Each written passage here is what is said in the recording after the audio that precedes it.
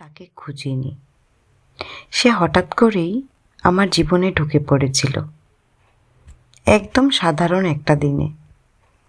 না কোনো নাটকীয় শুরু, না সিনেমার মতো প্রথম দেখা, শুধু কিছু কথা আর অকারণে ভালো লেগে যাওয়া।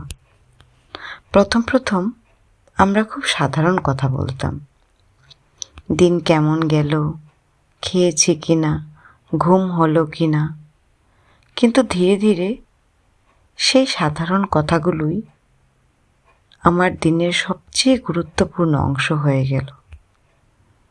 আমি অপেক্ষা করতাম তার মেসেজের জন্য, আর সে জানতো না তার একটা ভালো আছো আমার পুরো দিন ঠিক করে দিত।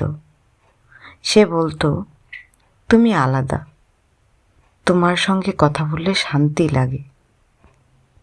আমি তখন বুঝিনি এই শান্তিটাই একদিন আমার সবচেয়ে বড় দুর্বলতা হয়ে দাঁড়াবে। আমরা কথা বলতাম রাত জেগে, চারপাশ ঘুমিয়ে পড়লেও আমাদের গল্প থামতো না। আমি আমার ভয়গুলো তাকে বলতাম, সে আমার স্বপ্নগুলো শুনতো।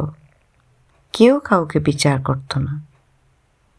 সে আমাকে এমনভাবে বোঝাতো যেভাবে আমি নিজেকেও বুঝিনি কখনো। আমি ভাবতাম, এই মানুষটা থাকলে জীবনটা বুঝি খুব সহজ হয়ে যাবে। কিন্তু সময় খুব নিষ্ঠুর।